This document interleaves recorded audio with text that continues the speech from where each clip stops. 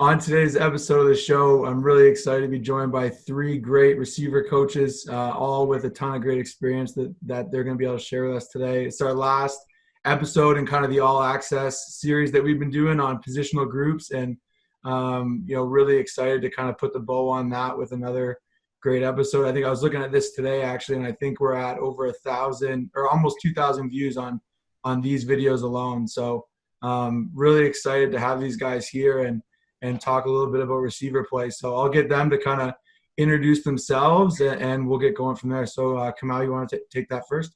Sure. I'm Kamau Peterson. My playing history is about 11 years as a pro in CFL, NFL, and even a little time in the arena. Coaching history, I was on Team Canada's receiver coach from 2012 through 2016 and a couple of gold medals and a silver there. And then I coached at York University for 6 years as the receiver coach and also the offensive coordinator. Awesome. Brayden? Awesome. Brayden Wray. Spent a few years in football operations with the Hamilton Ticats. Transitioned that to 2 years at Laurier, where I spent one as a receivers coach and one as a quarterbacks coach. Now I'm coaching with the Cambridge Lions and helping Jack's out. There you go. We needed the Brayden came up clutch today on the late email on, hey, do you want to talk receivers tomorrow at 2:00? So big ups to him for doing that for us. Coach Galloway? Todd Galloway, the offensive coordinator with Wilfrid Laurier University. Prior to that, I spent some time at Master helping them with their offense, and offensive coordinator, assistant head coach, interim head coach at the University of Guelph for about 8-9 years. I played my football at Wilfrid Laurier, and the day I graduated, they asked me to come on staff and be a receivers coach. So that's kind of where it all started for me. One of the things that I really kind of enjoy about this format and what we've been able to do is get guys from different levels of football who have coached different types of players. And I think one of the cool things about our audience, which is, a young and growing audience, is we have some guys that are, junior football coaches or even bantam level coaches. And we have other guys that are coaching in youth sports, and we have players, really the whole spectrum from, some of our questions today are from players who are in grade 9 and 10. Some of them are from coaches at universities. So it's cool to kind of get the whole, range of experiences. And I think that brings a lot of value because it's a different game, whether you're talking about high school, university, obviously guys who are looking to continue their career as long as possible and maybe go pro.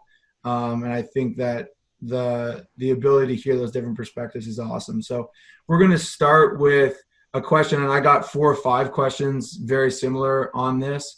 Really talking about one of the more unique things in Canadian football, which is the waggle and, being able to attack and move along the line of scrimmage or move at the line of scrimmage as a slot back. And so I got a number of questions about how do you teach that? How do you use it? How do you help guys understand how to kind of set up routes using that stem and the waggle? So it's obviously a huge topic. If you guys want to dive into kind of one aspect of it or, one thing you think is really important, that's great, or kind of talk in general. But starting with you, Coach Galloway, what's kind of if you're talking to a younger receiver who's just getting used to this kind of skill, like what are the kind of building blocks you're trying to put together to use that to your advantage? Yeah, I'm a big proponent of the why. And so I think even at a young age, you want to teach them a little bit about why do you want to waggle and what advantage does it give you? And so obviously you're attacking the line of scrimmage and trying to get some read off of the defense as to what the coverage might be. Is he relating to me in terms of man or zone?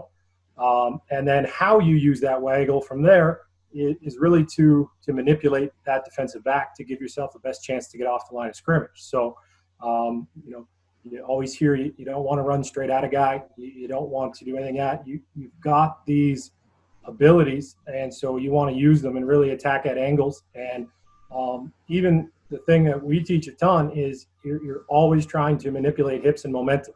And so the more you can manipulate a DB's hips and momentum, and a waggle allows you to do that, the cleaner you can get off with less collision and allow you to get into your space much, much easier. Coach Ray, anything else there? Yeah, no, I think you hit the nail on the head with the hips and manipulating them and using those angles. I think the thing that I see from the younger guys especially is the timing of the waggles. I think it's a harder skill to teach when you're changing cadences and using those cadences to your advantage. is, I think, is an underrated skill with the waggle as well. Coach Peterson? Both guys have hit some good points. One thing I'd add is, at its base level, the waggle, because I treat STEM differently. STEM is different to me. STEM is working alignment and pressing technique based on how they're lining up on you. But the waggle is something that, is unique to our game over here. And the biggest thing that I teach is to get guys moving laterally, just from a sense of getting them off balance. Of course, you can certainly get some coverage indicators off of that at the higher levels, but at its base level, getting guys to understand that if we treat it like an open field tackle drill is the best way I'll explain it to guys. If it was an open field tackle drill, you wouldn't run directly at somebody, and the guys across from you are paid to open field tackle. That's what they do. They're on scholarship, where they're defensive players because they're good at that specific skill. So don't make it easy for them. Get them moving side to side as you would if you were a ball carrier. And that'll be your first kind of get that first light bulb off for the receivers in terms of how this should work and how I can manipulate this. And the next step from there is, okay, what is the route that I'm called, and how does that route relate to the integrity of the concept itself? How much space do I really have to work with this waggle? And then you can start to give them some ideas as a coach after they start to kind of click on those cylinders and start to see how that can suit them and how it can be to an advantage. One-on-one is a great time for that. Release drill is a great time for that, because it becomes kind of daunting if you just go into a skelly or team period and say, okay, use your waggle, because now you got to worry about the timing of cadence, and coaches are getting upset, guys go offside. And then another point to Brayden's point, especially with younger coaches, some of the best offenses I've been a part of as a player and also coaching, if you've got a guy that you really want to get downfield, if you've got a deep route in your concept, it can help you to base your cadence off of his waggle. It's something Montreal did for years with Jermaine Copeland. He was their deep route runner, and Calvillo would kind of watch him in the corner of his eye and hold his cadence until he hits the line. That's something you can play with in the offseason with everybody having a bit more time now with all that's going on. Yeah, that's a great idea. And like I said, guys, I got a few different questions on this. So in terms of STEM, so I think, we've done a good job of covering what are you trying to do and how you're trying to use that portion of the route before the line of scrimmage.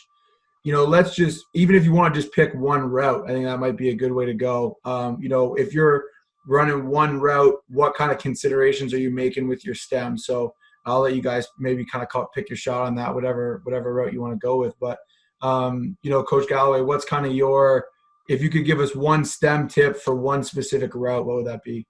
Yeah, and maybe I'll talk about one that we see a lot at our level. And I think the STEM you take really depends on, A, the route you're running, which we're talking about, but B, the depth, kind of the key and the leverage your DB's trying to play you as well. So is he playing open key and trying to keep his hips open? Does he have you squared up? How far off is he? All of those will depend on how you run that STEM and get into your route. Because, again, you're trying to manipulate his hips. You're trying to take advantage of moving him laterally and take advantage of his momentum. We see a lot of open key defenders, especially at the wideout spot with our boundary corners, field corners. And so we talk a lot about our STEM being quite simple on open key. You want to attack his back heel because the open key allows them to not have to flip their hips vertically, but the open key can scare them a little bit if we get into their blind spot, which is right on that back heel. So we teach a lot of getting on their back heel with our STEM on an open key defender and trying to step on his toes as fast as possible and make him commit if he's going to open his hips or not.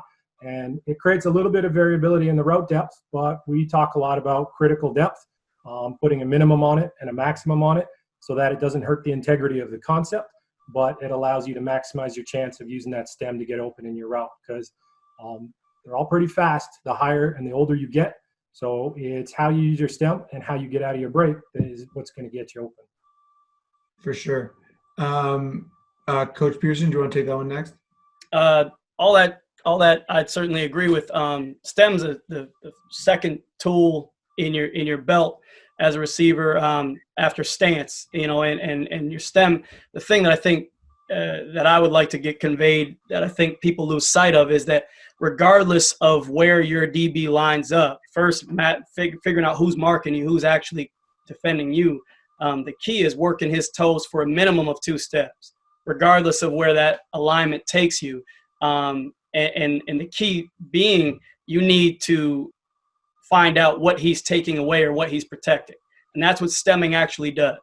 And from there, the other key point I find that happens, and not just young receivers, but even some of the pros. I deal with a lot of pros and a lot of Americans coming over from the U.S. trying to play, over here. And one of the things that gets lost in the shuffle a little bit is that you need to straighten after that stem. You got to get him back aligned in order to get him into a neutral position so every route is now on the table. Because the ultimate goal for us as receivers that I don't think gets conveyed enough is that we're master salesmen. We're actors. We're trying to sell you on a route that we're not running. And the key to that is making everything look the same. So if you can stem the route and straighten it on a dig, on an out, on a corner, on a post, on a fade, so that they all look off the same stem, whether you can run it inside and outside, that's when you tend to have somebody on a leash a little bit, and you can kind of move them and manipulate them as you need to, and it can be a long day for a defensive back.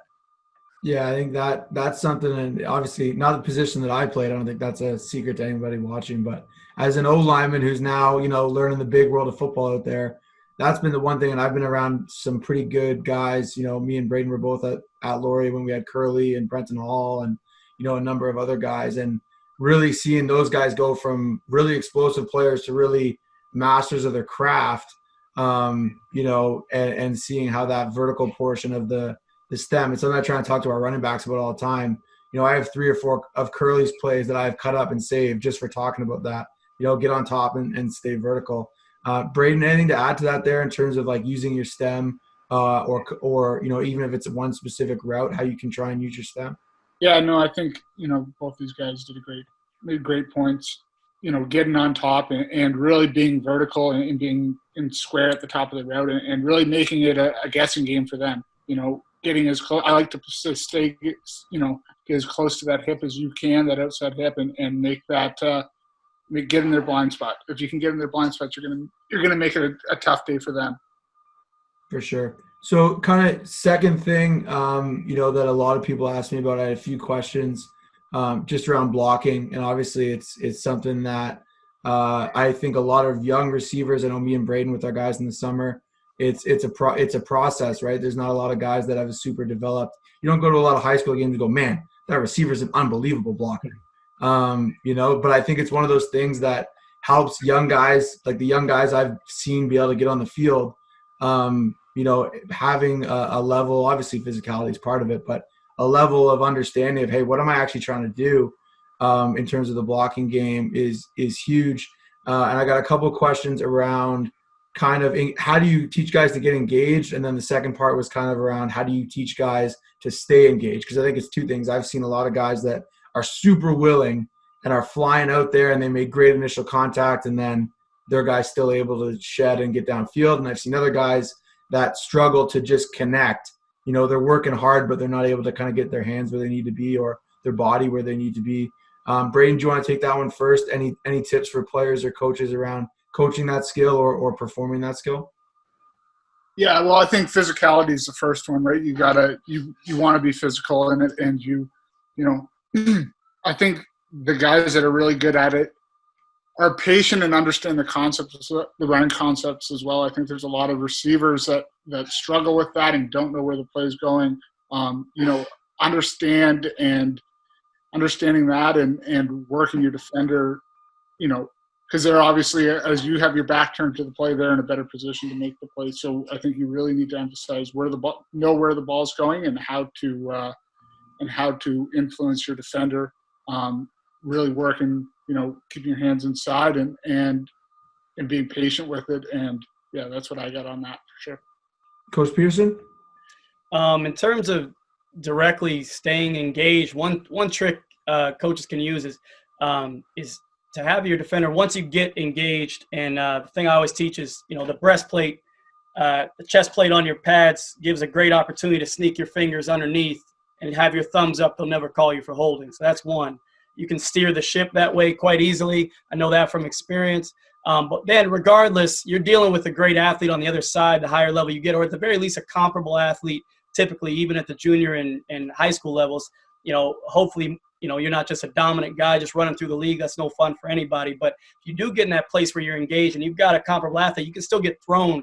And the key to that is if you get your head extended beyond your hips, anybody can be thrown at any time. So once you get extended, try to feel the push-pull, and it's something that is taught on the O-line, D-line quite a bit, and there's a lot of practice and drills that can be symbiotic there between receiver DBs that I encourage those coaches of O-line, D-line, and receiver DBs to get together more and start talking drilling, because there's a lot of stuff they do on there in terms of hand fighting and understanding leverage that doesn't make its way out to the skill that really could benefit those young players, just understanding how to push and pull. And you can feel him pulling away from you when he's about to throw you. And in doing so, if you can sit back into a chair, figuratively speaking, obviously staying on the balls of your feet, but sit your weight down and widen your base, you're almost impossible to throw if you can do that. And then once that initial pull comes by, now you can re-accelerate your feet and drive them where you want to go. But very much like Brayden said, a lot of guys just get a pass because they're great playmakers, and maybe their coaches don't force them to or encourage them to or promote them learning the playbook inside and out to the point where I know where this play is going. And oftentimes, we're all victims of that and guilty of that. A kid just makes so many plays like, you ain't got a block. I would say hold these kids accountable. If you're a coach, you're not doing that kid a service, because at the higher levels, you're not getting on the field if you're not blocking. And it's something that I recruited.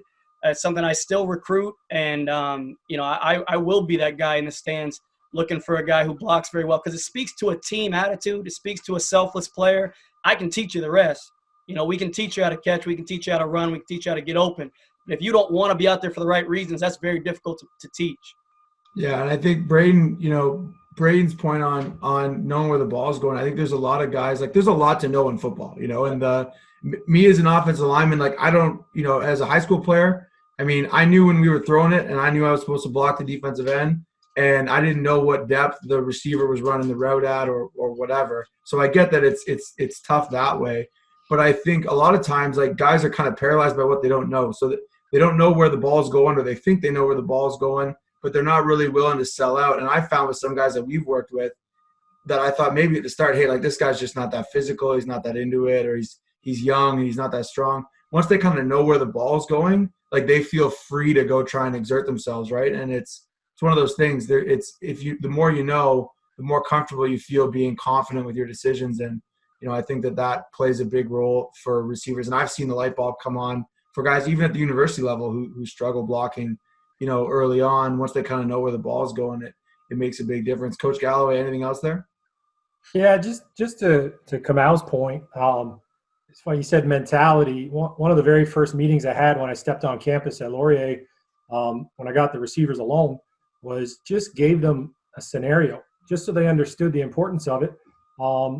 Let's say in a game you run 65 plays, and I think just about any receiver in that room would be fairly satisfied with a 5-catch game. And, 10 catches are great. And you average 10 a game, you're an all-Canadian. But on an average 5-catch day, the other 60 plays you're blocking, whether it be on a run play or redirecting after the catch and finding somebody to block. So on average, almost 60 to 65 plays, that's your job. And so we all love the credit we get, and we all love the spotlight when we make the big catch and we make the big play, and those are important. But the difference between a good receiver and a great receiver is often what you do without the football. And so that mentality is just very, very important to have, and you can coach that in, and you can drill it in, and you can make sure it's there. The other one I like and I talk about as well is goes back to our first conversation of how your waggle looks, how your stem looks. It all has to be believable.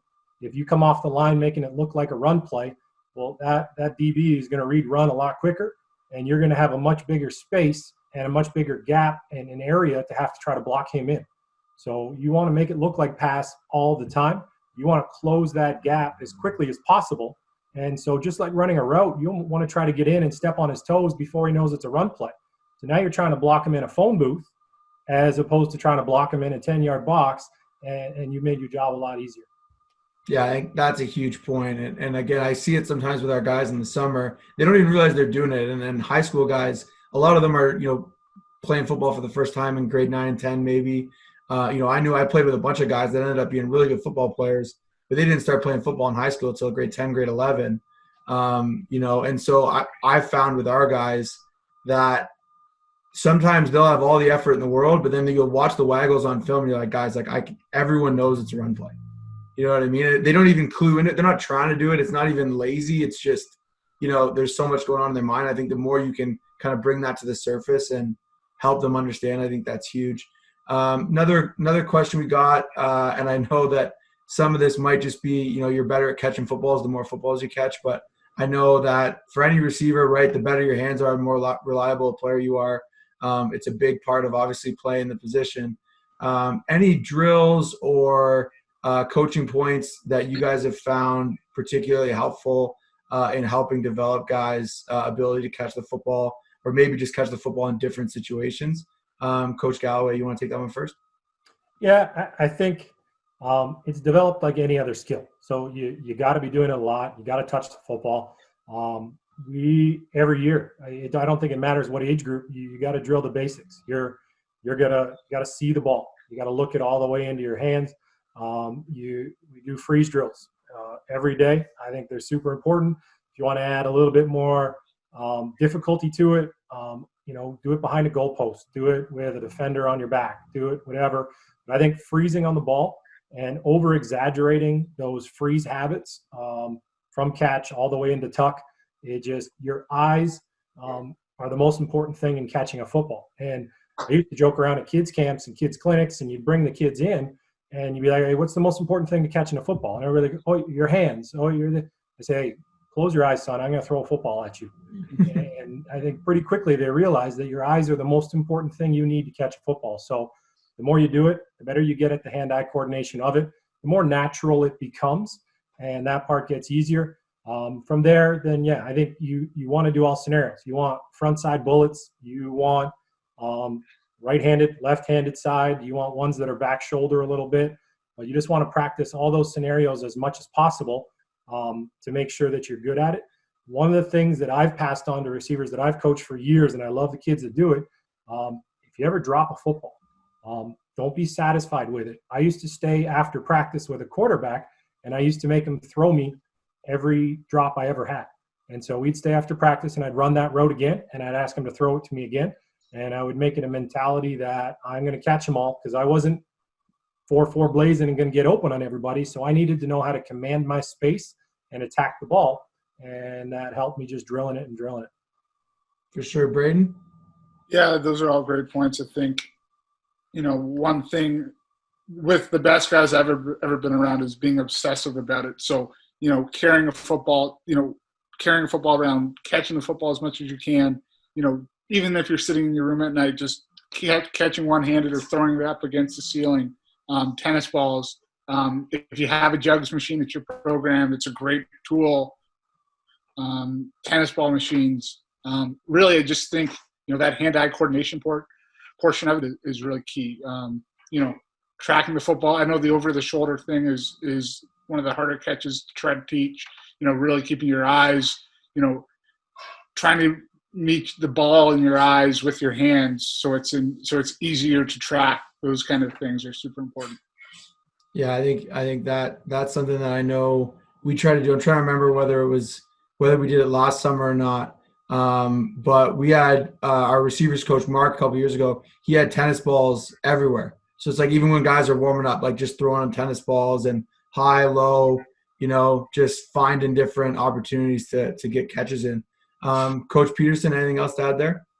Yeah, a couple things like the keys that I think one of the things I think gets underplayed is hand placement and an emphasis on correct hand placement. I don't think that comes about it. I don't hear about it enough as I'm in coaching circles and watching drills, and even at the pro levels, it's something that's kind of understood that everybody comes in with great hand placement. You'd be surprised how many people don't know where their hands should be at certain hand placements that are trickier. Obviously, the midsections, and I would say rep your weak spots, and understanding that everyone's going to have weak spots. And as coaches, we need to make sure we emphasize that and trying to identify the weak spots on these receivers, and then repping those to the point of exhaustion where they become no longer weak.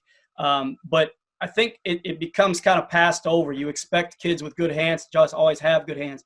And then from a developmental standpoint, things outside of football catching really help develop catching footballs. Playing basketball, playing baseball, these are tracking moving objects. These are hand-eye coordination with bigger balls. I work receivers and drill receivers throughout the whole year and have for 22 years now.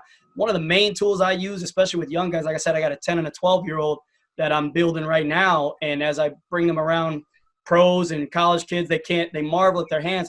We use a soccer ball more often than not. I'll throw a soccer ball at them with the same juice I throw a football at them, because their hand placement with a soccer ball to catch it off their body is going to be very similar to what it would be on a football. Now you've got a bigger object tracking bigger. I understand track small, miss small with the tennis ball, but also understand nobody's catching a tennis ball with two hands. And so from a hand placement standpoint, while it does help your hand-eye, from a hand placement standpoint, you're not getting that work. And also from a hand strengthening standpoint. And with the young receivers, a lot of it is strengthening. And the other thing I would say would be grip work. Find some things to help strengthen your grip. A cheap, inexpensive one is a rice bucket. Just grab a paint bucket at Home Depot for $5 and fill it with Costco 3/4 way up with Costco rice, and jam your hand in it while you're watching TV for 30 seconds, open and close that, see till your whole forearm starts firing up, and you'll find your strength of your hands increase immensely, which will help you grip and hold on to a ball through its revolutions much, much more easily. Yeah, I think that's a great point. And I had never heard of the soccer ball points. It makes total sense. And, we've had a couple guys, it's amazing, in a time when I think a lot of kids are specializing in sports. I think I've had 3 in a row of these in 3 different positions where at least one person has come out and made the point, like, being a multi-sport athlete is key to developing all around, right? And I think that's something that I know I talk to a lot of parents, again, coaching the summer ball stuff that I do, and they're always asking those questions, like, should we be doing these camps, or should we be going here, or, how should we be, trying to spend our kids' time? And I mean, I don't know too many people on the university side of the business that wouldn't highly recommend playing multiple sports. So yeah, I think it's kind of interesting. The stats are strong. I'm a walking example. I didn't start playing football until I was 17. I was a multi-sport in everything else: track, basketball, soccer, baseball. Football I came to only because they cut the volleyball team. And then from there, the athlete that I was already shaped, and football became the tool, especially in our sport. We can teach, we all know, we recruit athletes and say, I'll teach you the game. And that's what made me so highly coveted, is I could run, I could jump, and I didn't have any bad habits. But from an athletic standpoint, you can check those stats. Those Super Bowl stats show up around every time the Super Bowl comes out. 95% of both teams played multiple sports, and oftentimes we're all state in 2 or 3 sports. I played 3 sports at the university level, at the D1 level at New Hampshire: football, basketball, and track, all through. So it's a real thing, and it's a tangible athleticism that carries over. And ours is the one sport that you don't have to be super skilled in to progress in at a young age, not like hockey where you have to be very skilled very early to continue. Basketball, you have to be very skilled very early. Ours, you can come to as an athlete, and we can teach you the rest. So I would definitely encourage that more so than I don't think that's talked about enough. Yeah, 100%. Anyone else have anything they want on that point? I know that wasn't the scheduled talking point, but I know it's something that comes up a lot. That's a great point. And I mean, I know a couple, like I said, I played high school football with a couple guys that, I played football the all 5 years while I was in high school, but same thing, a couple volleyball players come around in grade 11, a couple guys that played soccer, that ended up, one guy went to Queens, one guy went to Guelph, that they didn't play football, they didn't play rep football. Never mind all these, people are playing one sport all year round. I think it's kind of, I get why there's anxiety about it from a parent standpoint. They want their kids to do well, but, I can't think of too many examples of a guy that, they just play this or they just play that, and that served them well. Kind of a scheme-related question, kind of comes back to some of the blocking stuff too, but when you guys are throwing bubble screen or hitch screen, any kind of immediate perimeter screen, in terms of blocking that, what are kind of your rules for the receivers in terms of who has who? Are you always down blocking, or are guys reading the depth of the defender? And I guess kind of what would just be your advice if you're talking to a high school coach who's looking to use bubble screen or hitch screen in their offense on coaching the other receivers on who to block? Brayden, you want to take that one first? Yeah, sure. I think the first point is most dangerous. If you're throwing bubble or hitch, especially out of a 2 receiver set, is taking the most dangerous player and trying to watch them all the way out as quickly as possible. If you're working to the field, In a 3 receiver set, it's a little bit more complicated, but it's, it's still, somebody's going to have to make somebody miss. So, just try to make that as easy as possible for the receiver that's catching the screen. Coach Galloway? Yeah, and I think if you're talking perimeter screens specifically, again, you want to try to get leverage on that defender. So yeah, you want to get the low defenders first, and that's most important. You can build in some U-me calls or some cross blocking calls or whatever you want, but getting leverage on them is really important, and understanding that defenders who get there first are going to try to set an edge. And so we need to put ourselves in a position through our waggle or whatever we have, and we want to set up on their outside shoulder. And 2 things often happen when you do that. If you set up on their outside shoulder, one, you're going to win and we're going to get the edge and we're going to get a lot of yards. Or 2, they're going to continue to fight over top because their job is to try to not let that get outside because they're the contained player. And as you fight that good fight towards the sidelines, you're widening a perimeter screen and you're getting that screen away from the pursuit still. And so we often we want to try to set up on the outside shoulder, not so far outside that they're able to undercut us and still make a play, but get to his outside shoulder, fight pressure, and fight that good fight. And then the guy catching the ball, you don't take green right away. It's like running an outside zone at that point. You want to take it to the sideline. We often will put on some kids, if they're doing too much, you cannot turn up until you get outside the numbers. Doesn't mean they always are, but they're going to their block, setting up their block, and allowing them to either get outside if they can, or when they do cut up, again, they're cutting up as far away from the linebacker flow or from the inside-out pursuit as possible, and allowing them to get as much yards as they can. Awesome. Coach Peterson? Everything they've said, I think it hits right on the head. A couple things to add would be casting is important in terms of setting receivers up for success. Asking your 5'7", 140-pounder slot back to block a corner that's really coming with some base, and then getting upset at the kid for not being able to hold his water is going to make for a long day for everybody. So, understanding first who should be catching screens, right? You want your guys that break tackles well. You want your punt returner type body types that are elusive. I think the tendency is, a lot of people right now, it's sexy to have your big, long guys as your wideouts. Having these guys, these 6'4", 6'5" monsters, sometimes catching screens is not always the best, the most functional and most efficient way to get the ball upfield. A lot of these guys could do better as the blocker. And I think there's a reluctance to switch that sometimes because I think the smaller target, smaller catching circle. So I've had success with that in every place I've been, and as a player had success with that both as the catcher and the blocker. Sometimes if it's Fred Stamps outside of me, I'm gonna block it. If it's me and I get an opportunity, then we're gonna get upfield and do it. But casting is important and setting your guys up for failure. Like Coach Galloway said about leverage, that's huge. One thing I would say is have willing blockers to that side, and it's okay to shift the formation to script for success that way, because if you're in a Canadian set with 5 receivers out, not all 5 of those guys are going to be willing blockers at most levels, if we're really being honest. And you're going to have some more apt to it than others. And the other thing would be incentivize that big block should count for just like that big play is going to count for in your grading system, and that can help you build more incentivized blockers if it's more encouraged and becomes a bigger part of the culture of the team that you're building. Yeah, I think that's, that it's funny. Sometimes I watch it. It's been one of those things that I've seen so many teams run well. And I've been on a couple teams where, like we used to throw hitch to Curly and, it worked often because he's such a good player. And I've been on some teams where it's just so hard to get those going. And it feels like to me that casting thing is so important, right? Like when you have the right guy catching it, the right guy blocking, it's a great way to make some things happen, especially in high school ball when sometimes it's hard to get your best player, if he's a receiver, the ball as much as you want to get him. Football, being able to throw him 3 or 4 of those, in a game is awesome. We're kind of coming up now. We've been going for a while, and there's been awesome answers.